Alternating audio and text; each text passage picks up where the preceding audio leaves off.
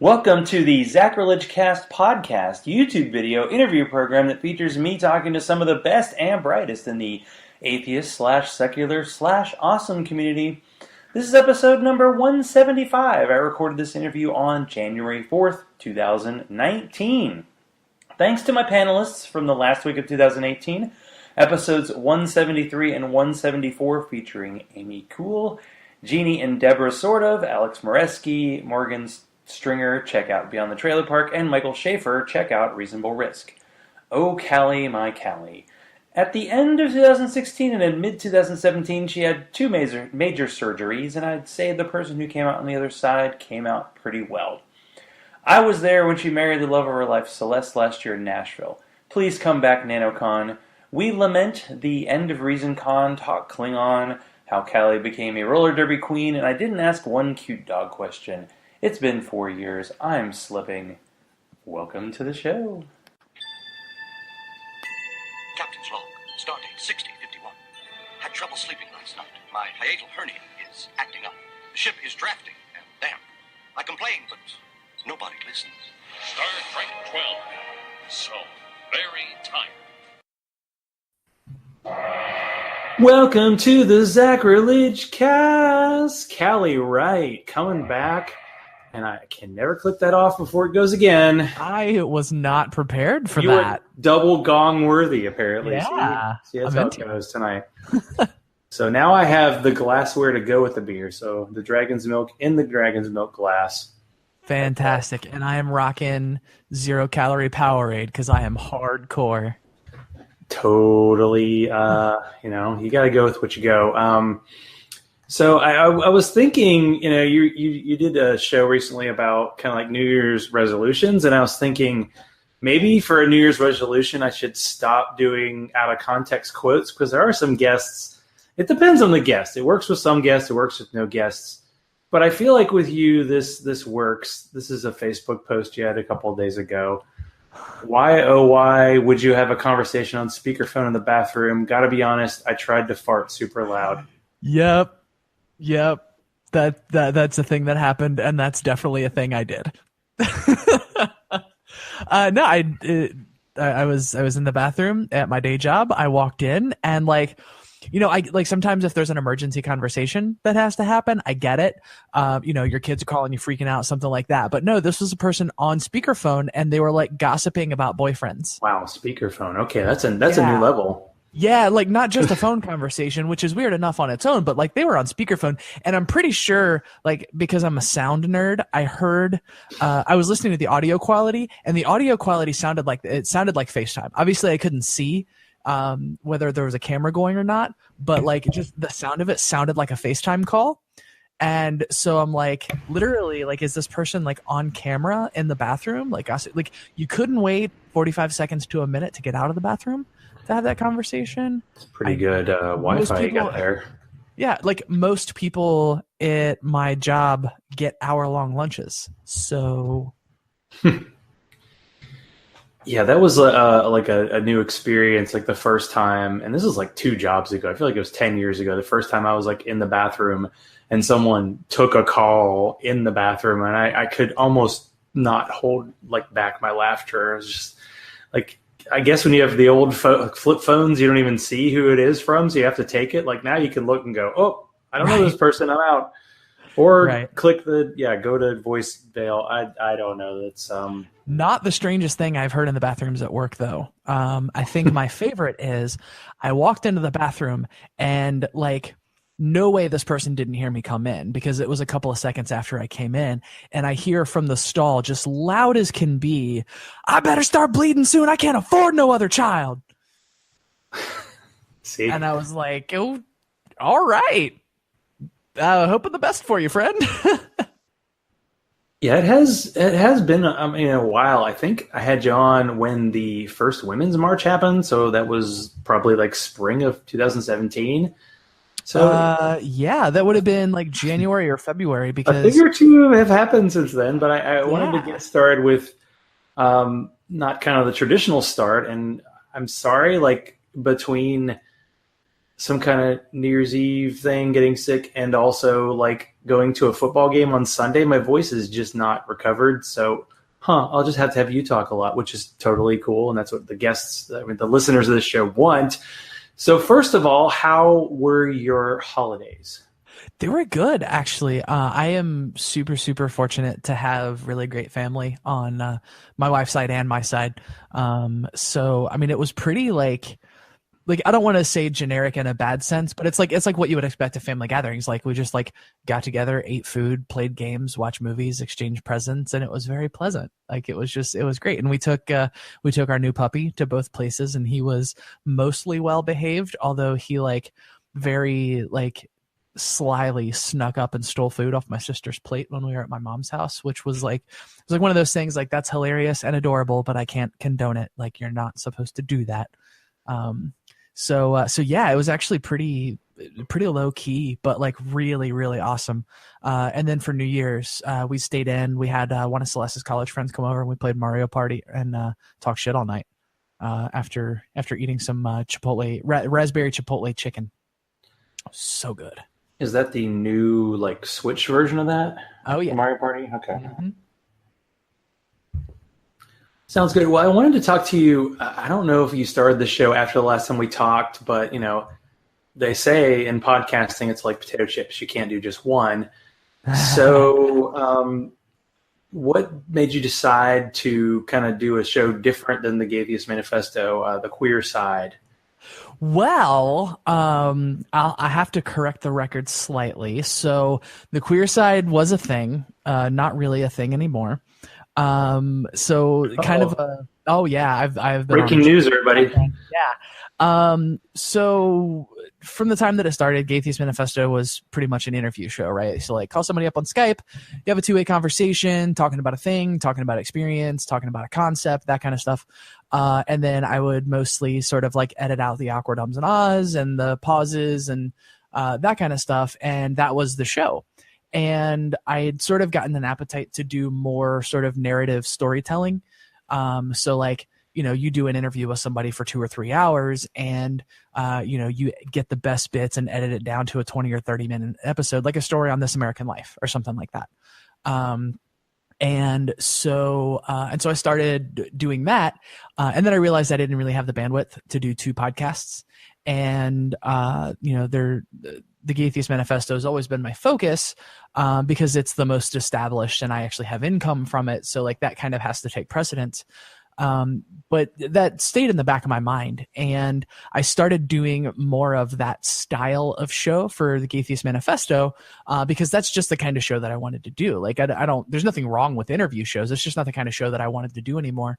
I wanted something that was more intentionally constructed and something where like I spend a whole lot of time thinking about constructing a narrative, constructing a story, and something that has like real impact. And not that interviews on the Gaytheist Manifesto never did, but it was just a stylistic sort of creative change that I wanted to make. And so I started just sort of doing that for the Gaytheist Manifesto. So the last 5 or 6 episodes have been structured like that, where it's really a narrative, it's a story, as opposed to like, oh, I'm going to interview a person about a thing. And I actually announced on the New Year's episode that I am changing the name. I am no longer doing the Gaytheist Manifesto. I am going to call the show Queersplaining henceforth. Ooh, nice title. Yeah, thank you. It just kind of popped it. Like I spent a lot of time rolling it over in my head and like agonizing over it. And I came up with a couple of things that I didn't like, spent so much time thinking about it. And that name literally just popped into my head when I was driving home from work one night, like out of nowhere. And I mean, what it really comes down to is like, my show hasn't been an atheist podcast really for a long time. Obviously like I'm still connected to that world and I'm not making one of those really dramatic, self-important, like I have officially left the atheist movement. Like it's none of that stuff. Obviously it's, organized atheism has been pretty toxic for a while and I don't know that I see that changing, but And I'm definitely like more judicious about the people and organizations that I associate myself with, but I'm definitely not just saying like, well, F atheism, I'm done with it. That's just not really the focus of the show and hasn't been for a long time. And it's really just more focused on telling the stories of queer and trans folks and sort of highlighting things about our lives. And so, yeah, so I kind of felt like the Gaytheist Manifesto hasn't fit the show for a long time. I kind of just could never think of anything better. And I was also scared because, Gaytheist Manifesto is a cool name for the show that it was. And I was afraid I wasn't going to come up with something as cool. But I feel like I did. And so, yeah, so that's where we're at. I'm taking a 2-week break. I believe, I haven't nailed this down 100%, but I think I'm going to relaunch on Monday the 14th with a new, not really a new format because it's really going to be what the last 4 or 5 episodes of the show have been, but with a new name to match. So yeah, that's what's going on in Callie's world.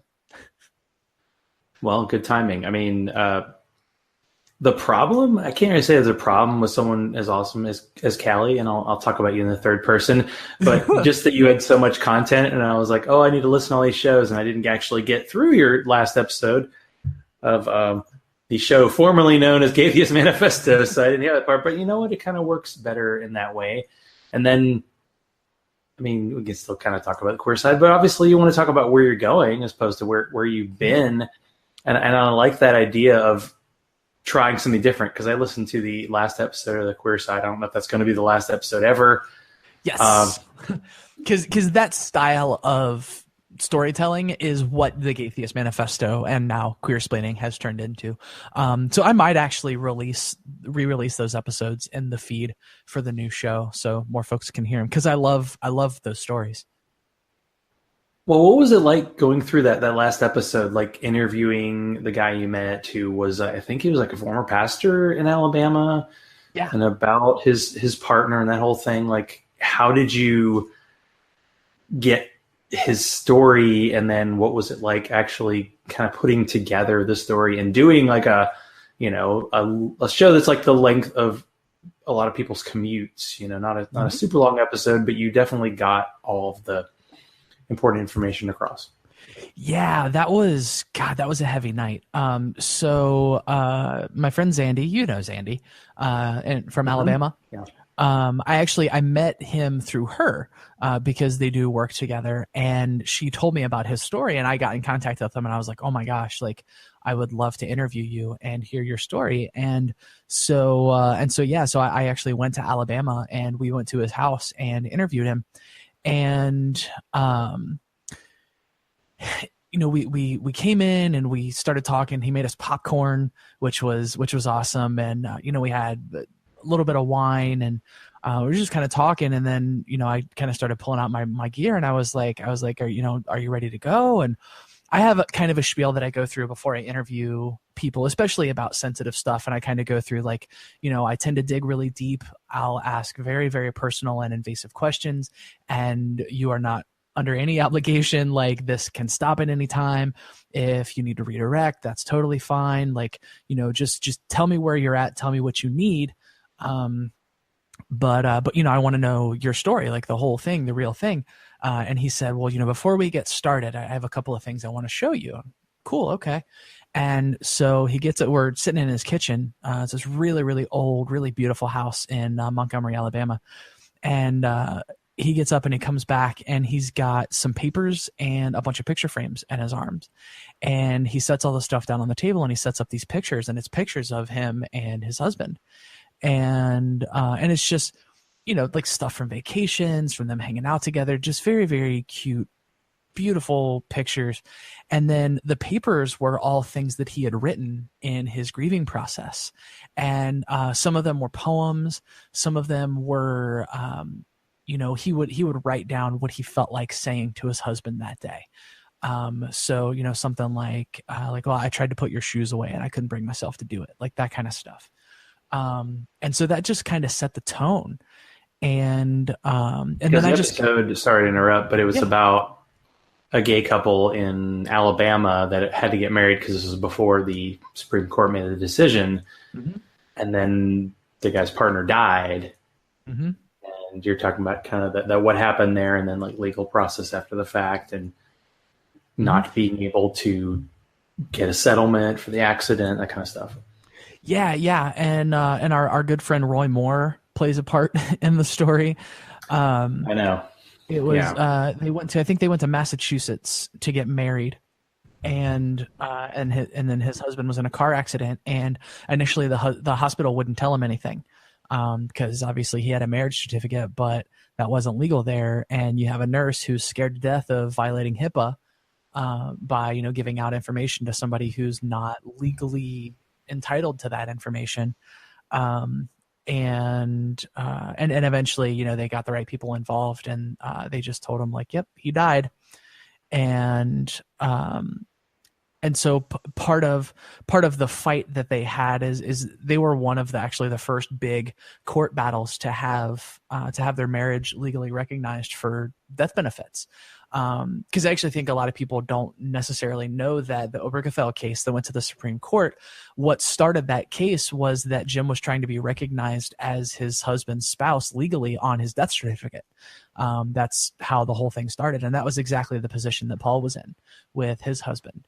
And, there was a settlement and insurance money and stuff like that. And it was all held up by legal wrangling, and it, made its way through the courts forever. And Roy Moore, I forget what the name of his organization is, but he has like this conservative political organization that like fought the entire way through court, trying to keep him from being recognized, and eventually he was.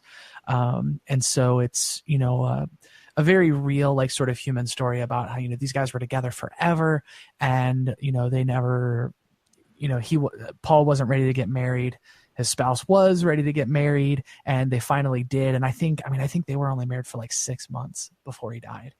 And then it turns into this legal fight, as if, losing this person you love isn't enough to add insult to injury by having the state like go out of its way and expend considerable resources to deny that to you. I just can't imagine. And he just remained just the sweetest, most heartfelt, just nicest guy. And if I was in his place, I don't know that I could end up that way. I feel like that would make me really bitter and cynical. Maybe I'm wrong. Obviously, you never know how you're going to react in a situation like that until you're in it. But yeah, just absolutely just blown away with him as a person, and what a sweet guy he is after all he's been through. Well, I think there's something to be said for the personal story to kind of let people know. As you said in that episode, a lot of the people who worked at the hospital were like, well, legally, we can't do anything, but we actually, now that we know you're a human being, maybe these laws that we passed that said gay marriage isn't legal is a bad thing. Like, I was having a dumb argument with somebody about Chick-fil-A, and they were just trying to say like something about lifestyle and gay. And I was like, please don't say like gay is a lifestyle, even if you think what your whatever your traditional thing is, lifestyle. Just, real people are affected by these things. And to be able to kind of tell those stories and let people know. I mean, you were the first trans person I ever interviewed. Episode 10, my goodness, go back, people. And it's just to get that other perspective. There's very much a difference between like the theory of somebody's life and then to hear their stories. Yeah, and that's sort of a constant struggle that I have, and this is something that I think about with literally everything that I do, at least over the last 6 months or so. And I feel like it's something that I sort of maybe intuitively knew, but hadn't really articulated. And, when it really comes down to it, almost every story is a story about power in one way or another. And so when we focus intensely on this one personal narrative, people are more likely to connect with that, right? If I give you statistics and talk about patterns and talk about that kind of stuff, like that obviously is instructive and it's important, but just the way that human psychology generally works means that if I tell you a story about a person who went through a thing, what their struggles were, how they overcame them or how they didn't, you're going to connect with that more personally. But we run the risk of, if we focus on that on its own, we never interrogate the larger power structures that make those things happen in the first place, right? So like if so like if I tell you, 20% of trans people feel unsafe going to the doctor, that may not be the exact number, but it's close. Or 16 or 18% of trans people say they've been turned away by a medical professional because of being trans in one way or another. Like, I can tell you that, and I'm sure that makes you feel something, right? But if I tell you about a friend of mine who went to the emergency room because she had chest pain, and because her appearance didn't match her identity documents, they labeled her a drug seeker and sent her away. You're not who your ID says you are, so we can't treat you. You're obviously trying to deceive us. And if I tell you that second story, you're, generally speaking, probably more likely to make a connection with that. And so we have to keep, using these narratives to highlight larger power structures and larger phenomenon and continually tie the two together. And that story, I think, was really my first attempt at doing that. Because it's obviously a very deeply personal story, but there is more at play than just this individual's experience, right? This is a systemic problem. And so that's like, that's the interplay that I'm always trying to work into the stories that I do. What do you think it's important as a podcaster to kind of merge your activism into, the content that you're offering people? Yeah, I'm honestly not sure that for me there's a difference. Because I feel like I'm a good but not great public speaker. In terms of like getting up in front of a city council meeting and making some rousing speech about why a law is good or why a law is bad, or, protesting in the street, all of that kind of stuff. Those are things that I'm happy to participate in. But if I think about like what my gifts are and what I feel like I do really well, those things really aren't it.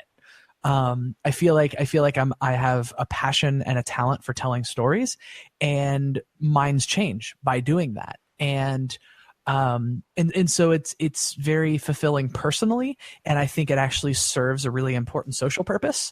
And so for me, I don't know that there is a separation, an explicit separation between the two, because it's something that's always sort of in the back of my head. Because I feel like there's sort of a dual purpose in what I do. Because a lot of people ask you, like, when you're doing podcast marketing and stuff like that, like, you got to define your audience, you got to figure out who your audience is. And just sort of anecdotally, what I found is that, like, generally speaking, it's cishet folks who are interested in being allies. They want to know what our lives are like, and they want to know how they can help. And the other side of that is queer and trans folks who want to hear their stories told by someone who doesn't see them as a commodity. And, they want to hear more than the soundbite coming out story, or like the torture porn or inspiration porn. Like, they want to hear real stories told. And I think both of those are important, right? So one is sort of pushing social change and helping to change hearts and minds. And the other is just sort of making people feel like they have space in society, making queer and trans folks feel like they have a place to go. Like, they can go listen to my podcast, and that, like, even if obviously a lot of the stories that we tell are really heavy and they're about sad things, but there's never going to be a time where the premise of the show is like, are trans people really human, or do gay people really deserve rights? Like, people know they're going to listen to the show, and they're not going to hear someone validating a point of view that marginalizes queer or trans folks. And I feel like that's just everywhere. Like, it's in so many of the podcasts that I listen to, and a lot of it's well-intentioned ignorance, right? It's not that people are like actively like, gosh, are trans people really human beings? You know what I mean? Like, that's not the conscious thing, but it's like, well, let's have the trans debate, and that can be really exhausting for a lot of folks to hear. And so, yeah, so I don't know that there's an important distinction between the two, if that makes sense. I feel like they're both part and parcel of what I do. And you do it so well. I think I'm going to have to include well-intentioned ignorance as like a tagline. But the tagline for when I talk, not when my guests talk, I feel like I need to make a distinction there. Oh boy, it's just so much to talk about. But I had to mention, just because it's rare that my worlds collide, because I have like this football life, and then I have this atheist podcast life. Yeah. And sometimes they collide, and they really collided because Arian Foster is a football player who played for the Houston Texans and played for a while and then came out as an atheist. I think he came out after his career was over. But he started doing a podcast, and when he wanted to talk about trans issues, he obviously found the best. So he brought you in to do an in-person interview in Houston. So what was that experience like? And is it tough? Because you did a great job, but can it be tiring to kind of do the kind of trans 101 discussion with people? Or do you think just, hey, this is marketing, I just have to keep getting the message out? Yes to all of it. So it was really cool. Like, he had posted on Twitter just saying like, I'd love to have a trans person on my show because I have questions and, things that I want to, I'm trying to learn and I have questions. And he has an atheist audience because he came out as atheist. And obviously I have an atheist audience. And so, people started tagging me in tweets like, hey, you should talk to Callie. You should talk to Callie. And so I followed him and realized that he didn't have his DMs turned off. 600,000 followers on Twitter and his DMs were still on. Brave man. So I just sent him a DM and I said, hey, like I saw your tweet. That's kind of what I do. If you're interested in having me on the show, I'd love to. Here's my podcast. Here's the stuff that I talk about. So yeah, if you're interested, I'd love to do it. We chatted back and forth for a little bit. We, worked out timing and stuff like that. And yeah, he got me a plane ticket, flew me to Houston. We set up in his totally decked out podcast studio, which was just, I was so jealous. But it was really cool. And I mean, we sat down for, cause I got to the studio about the same time he did. So it was some setup and stuff that he had to do. So, got to hang out a little bit beforehand and, he asked me what kind of music I like and he pulled up YouTube videos and we were like watching videos of music that I listened to. He was showing me some of the stuff that he was into. And so it was cool. Like we kind of started building a rapport, even before we recorded. And and then we did the interview and I expected it to be a very, sort of 101 thing, which is fine. Like there's a fine line to walk. Like it just kind of depends on where I'm at any given time. Because it's not exhausting and that like, oh my God, I'm having this conversation again. But it does come a point where it's like I'm arguing my humanity right now. And it's with someone like Arian, that's obviously not the perspective that he was coming from, right? He's just like, I don't know what's going on and I want to learn, which I 100% respect. And I'll tell you what made that interview really great for me was that going in, I didn't know this, but he was, I guess, sort of more on the conservative side of things when it came to trans stuff. And he told me that I changed his mind during the course of the conversation. And so, leaving that kind of like that made it worth it to me. Just knowing that like, wow, like that's a mind change, that he's someone who has a huge audience. A bunch of people listen to his podcast that would probably never listen to mine.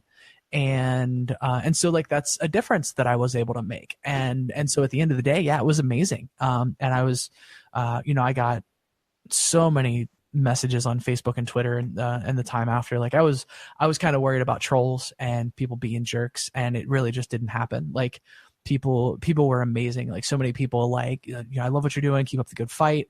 Or like, I really learned a lot from this, super important conversation. And so that's kind of what keeps me going. Like when stuff gets hard, I keep a wins file in my Google Drive for when I'm feeling down. I like save all the positive, encouraging messages that I get, and I just go back and reread them. Cause that's really like, that's what keeps me going when I'm like feeling bad about what I'm doing, or, I feel like I'm not making a difference, or I feel like overwhelmed, or like I can't do it or whatever. And so, yeah, that whole thing was a great experience, and he and I still text back and forth sometimes too. So, hopefully next time I'm in Houston, I'll get to hang out with him again. I mean, that was big because there are a lot of times, especially on like YouTube, where like people who have different opinions talk, but they're just kind of yelling at each other. I mean, you've probably heard a few Christian atheist discussions where nothing really gets transferred. Right. But in that case, there was a legitimate like want to learn on his part. and you were very patient, and your answers were great. And whether they were, prepared because you've heard those questions a few times, just, like every day perhaps, but the way you delivered it was great. I want to talk about something else great. And I haven't brought this up in a while, and my chat room people are probably like, hey, every time you say Reasoncon, do a drink. But we have to talk about Reasoncon, dearly departed. I think I'm pretty sure I know what your favorite memory of Reasoncon is, but perhaps it would be cool to recap. How sad are you that this year's version is not going to happen? I'm pretty bummed about it. I mean, I love Gene, I love Bobby, and they had actually asked me. The plan was actually to have me MC the conference this year if it were to happen. So I was really, really looking forward to that. There was actually some question at first as to whether or not I was going to be able to do it because I do roller derby now, and that the weekend they were originally planning is the weekend that Star Wars Night was happening for my roller derby team. So yeah, that's a serious choice right there.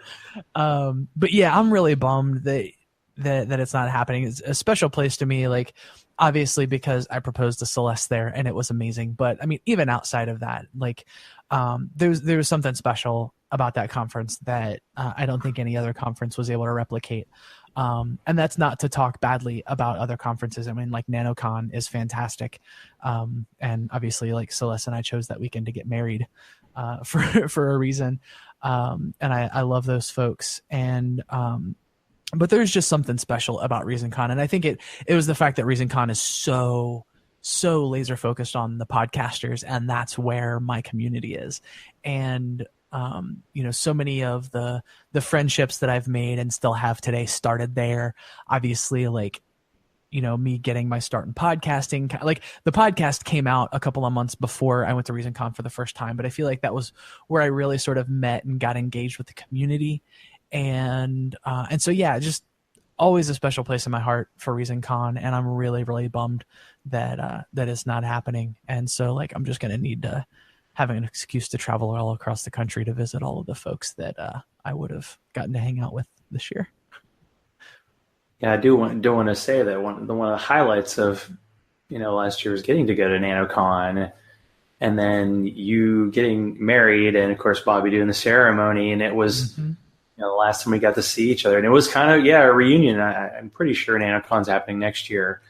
But what was it like putting together the wedding and trying to get all the people together that you could? It was like a mini kind of reunion as well.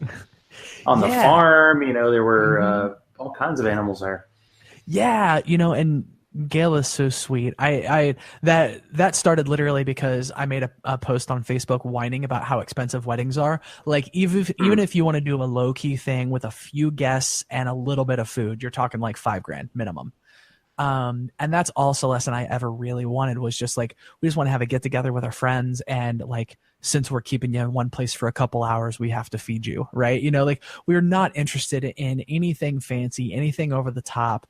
And Gail just sent me a message saying, hey, like, you're going to be in town the weekend of the con. Most of your friends are going to be here anyways. We've got the farm. And like, that's one of the reasons that we have this place, is so we can do things like this. So obviously no pressure, but if it's a thing you would like to do, you are welcome. Like, our place is your place if you want it.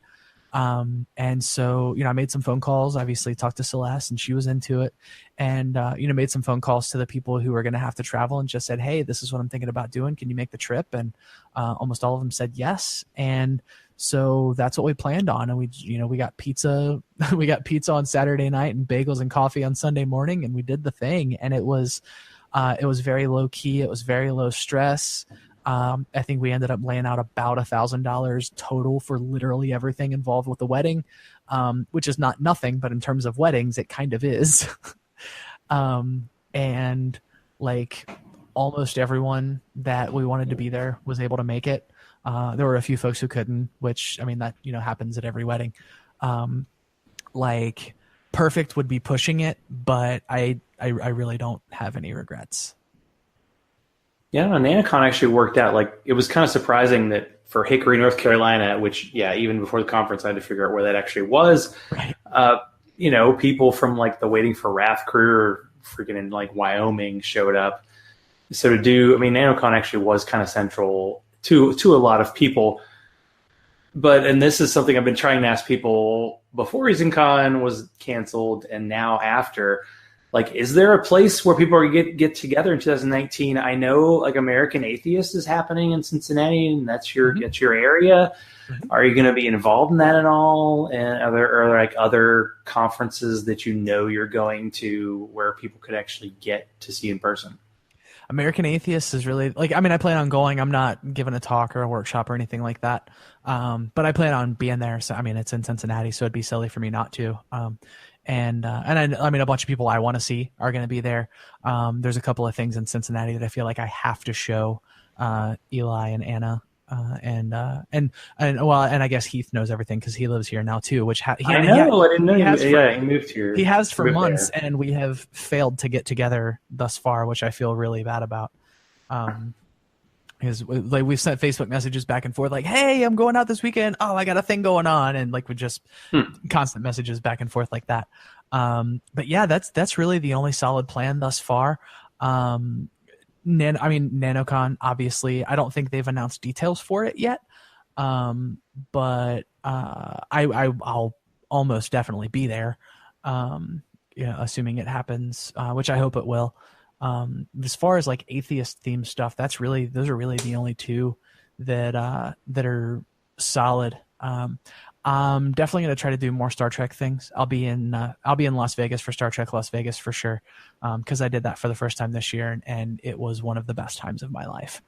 I got to hang out with like half the cast of Deep Space Nine and give a speech in front of them about how much Star Trek meant to me. And, it was absolutely incredible. And then I got to do kind of the same thing in Albany. I actually got to do a panel on bullying with two Star Trek actors.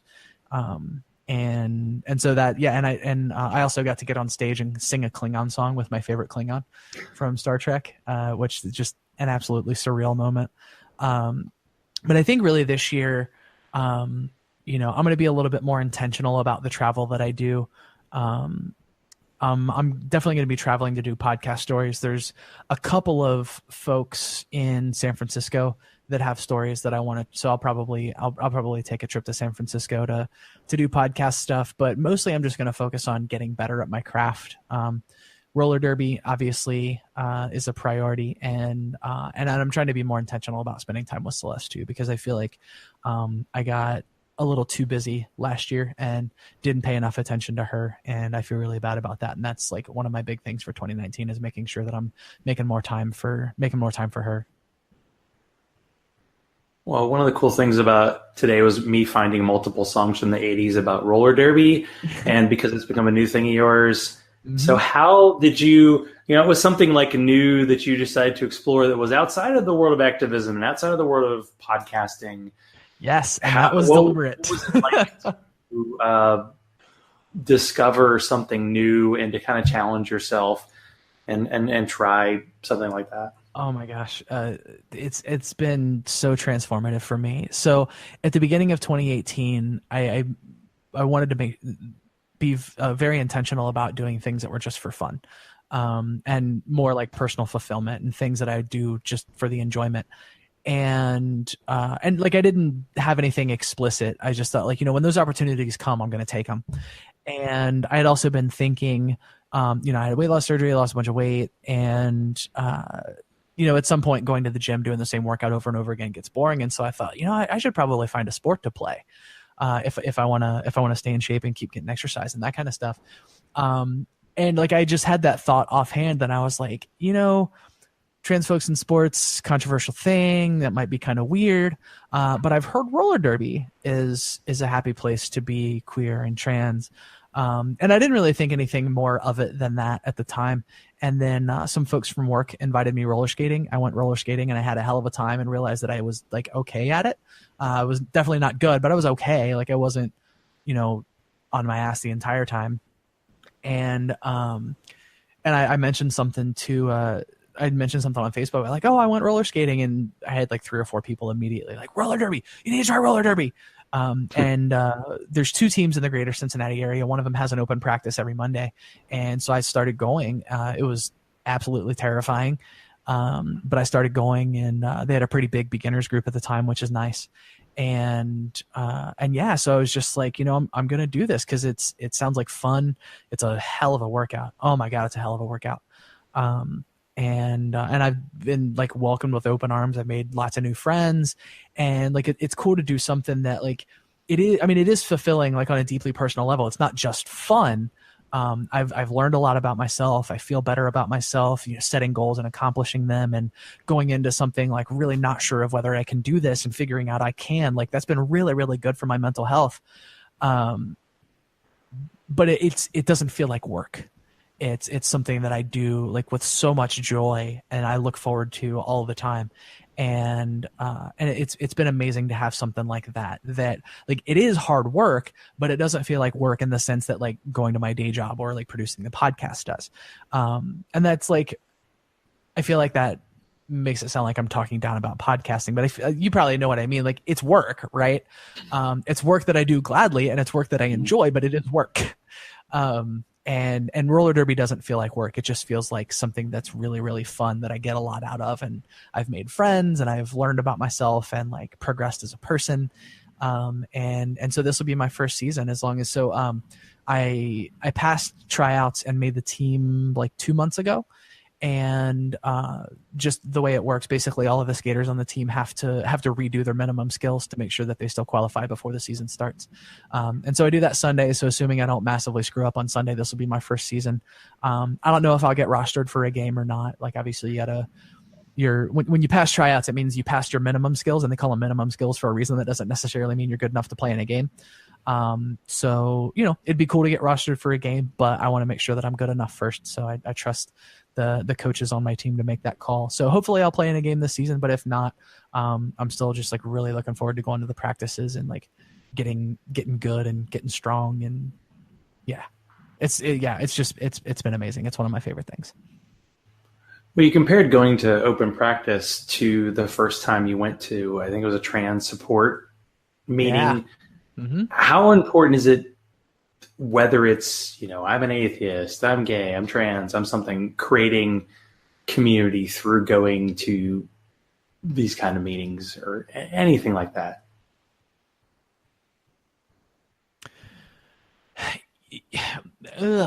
Gosh, it's kind of hard to articulate. For me, it was just more like I desperately needed something in my life that I was doing primarily for myself. And what was difficult is like I've talked about it on the show a couple of times, so it's probably not a huge surprise to most people anymore when they hear it. But I feel like initially people might be surprised to find out that I get really bad social anxiety sometimes, and like new situations with new people in uncomfortable, like I get really uncomfortable and I get really, really scared to like talk to people and approach people and that kind of stuff. When I'm at a con or whatever, like I'm in my element and I'm among my people. So I'm like textbook extrovert, life of the party, everybody's friend kind of thing. But when I go to an environment where I don't know anybody and I'm really unsure of the situation, I'm really unsure of myself, and it's terrifying. But I pushed through it, and I did it because I knew like I was playing the tape forward in my head. So like if I sit in this parking lot, freak out, and decide to turn around and drive home, what's it going to look like afterwards? I'm going to be beating myself up for days over it. I'm going to feel terrible. And then, nothing that I'm trying to change about my life will change if I do that. And so just fight through the fear and go in and do it, because, the worst thing that's going to happen is like a physical injury, which like, that's not to say that's not a bad thing, but like I have good insurance and I have high pain tolerance. So like, it's not going to be the end of the world if I fall and like break my ankle or something, and so that's really what it's been for me. It's fulfilled that, the social, like I'm being social for the sake of being social. I'm not being social to like, promote the podcast, or I'm not social in the context of activism or anything like that. It's just like I'm meeting new people who love this sport like I love this sport. And like, I mean, we probably have other stuff in common, which I've found that a lot of folks do. A lot of people in Derby are very activist-y, social justice types, which is amazing. It's the gayest sport ever. And so, yeah, it just kind of fulfills another side of that need for community and connection with people. And in the context of like, it's very much like setting goals and accomplishing them. So like, here's a set of things that I have to be able to do to play roller derby. I can't yet. How do I do this? And practicing, and then eventually trying them, and like, oh my God, I did a plow stop. I've never been able to do a plow stop, and all of a sudden I can, it's just little stuff like that. It's done so much for my mental health, because that's sort of the place that I go in my head is like, oh, this is going to be a disaster. It's going to be terrible. I'm going to fail. I'm going to look like a jackass in front of all of these people. And then I just think back through, like, how many times have I thought that before in my head, and how many times has it ever turned out like that? And this is just sort of another set of evidence that, like, no, I can accomplish things, and I'm probably going to fall, and I'm going to end up with some bruises along the way, but like, I'm going to pick back up and keep going. And like, that sounds like a really cheesy, like, locker room football speech, but like, when it comes down to it, that's really what it's taught me. It's made me a lot less afraid to try new things and to like step outside my comfort zone and extend myself and sort of like take those leaps of faith and like, I'm going to try this thing, and I'm really scared, and I don't know how it's going to turn out, but I'm going to do it anyways. And then another big thing with that was Patreon. So Patreon does a convention, and I was kind of dubious about going, cause I didn't really know what it was going to be. But it was pretty amazing to be among a bunch of other creative types who all have like the same like hopes, fears, problems, dreams that you do. And it was very much set up to be like, the mental health of you as a creator, and how you balance, your creative needs with your financial needs, with your personal needs, and how do you put all of that together? And so it's I've had a long series over the last year of things that are like, I go into it thinking like, oh my gosh, I don't know what the hell's going to happen. This could be a disaster. And like, I haven't always been successful, but it's never turned out to be a disaster. Like, if I fail, I just like, oh, okay, that didn't work. I can move on and try something different. And roller derby has been a huge part of that. I think there's a lot in podcasting that I wouldn't be doing if it wasn't for roller derby teaching me that like it's okay to like step outside and fail. True. Now we reached the end. My gosh, this time goes fast. But now usually I've been asking my guests to tell a joke, but I feel like you have skills that, jokes just don't quite cover. A particular set of skills. That is correct. Well, have you, you said you were learning like Klingon as your Star Trek, like, did you do a version of like at the end of the Gaytheist Manifesto, you have a little saying at the end, or is there like a Klingon saying that you could share with the audience and then let us know what it actually means? Something that, is, gosh, I know, pressure. You probably don't edit for this show, do you, since it's live? I edit after the fact, but the YouTube version will be cool. As it is. Cool. The podcast version, I can edit it, yes. Cool. Well, the viewers... Will I? No, that's fair. That's fair. The YouTube version folks are just gonna kind of have to... is that for copyright type? No. I'm just trying to think of a good phrase to say. Okay, here's a good one.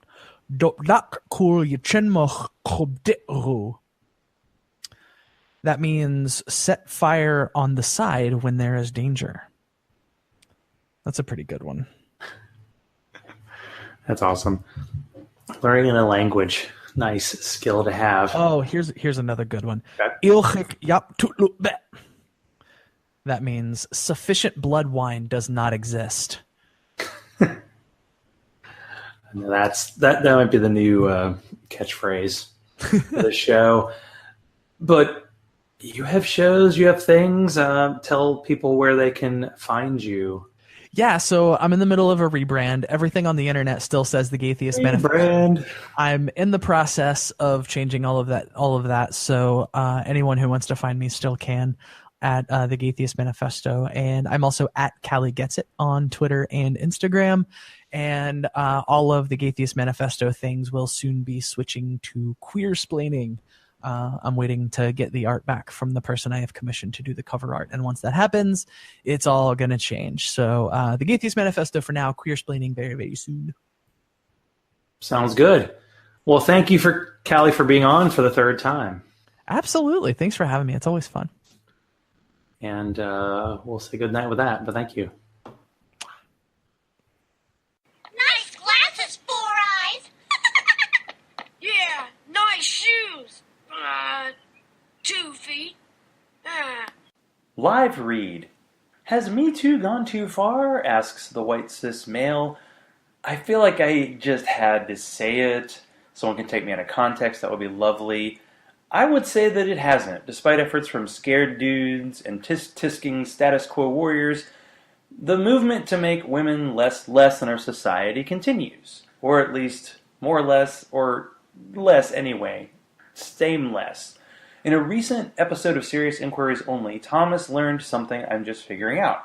When it's time to bring a guest back, he had on Dr. Christy Winters to discuss the return to stand-up by Louis C.K. and his not-so-cutting-edge material. When you become aware of what women, members of the gay community, and especially trans people deal with on a daily basis, a privileged white stand-up talking about them like they're less than full people is nothing too surprising.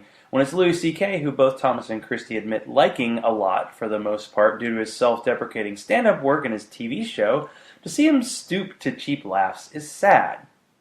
And it's not even cheap laughs. It's mean laughs. It's stepping on downtrodden people. It's punching down, which you're not supposed to do if you're a comedian unless you're mean. So we get let down by people all the time, but when you have a celebrity hero who seems to get it, and then by it, that all men, women, and non-binaries are created equal, then forget that because of their own misdeeds, it makes you pause. It makes you sigh. It makes you do all of the things that you don't want to do when you think the world is getting better, and it isn't always getting better. You will fall in love with celebrities and leaders, but when they falter, they have to take account. So check that show out for a good discussion on this ongoing cultural struggle. If you want to support this show, be like Bobby, Hugh, Teody, Larry, Daryl, and the other Daryl, plus Freethinker215, and support this show on Patreon, patreon.com/Zachrilege, Zachrilege. Have a couple drinks and see if you can spell it too. Follow me on Twitter, like my Zachrilege Cast page on Facebook, and send all mail to zachrilege.cast@gmail.com. I really do want to have shows every week, so if you send me guest ideas, or if you want to be a guest, please reach out. Thank you to Callie for being on this week. Queersplaining will be on a podcatcher near you very soon. I am not going to inspire you to new heights, to take a chance in your life, to strive to reach further, to help people in need. I'm going to introduce you to the people and sometimes reintroduce you to the people who do that. Keep listening and I'll introduce you to more. Sharon Frankel of Habeas Humor and Mark Gura of the Atheist Alliance of America are coming up soon, and there will be a return of the amazing Rambling Panel the last week of this month. So until next time, see ya.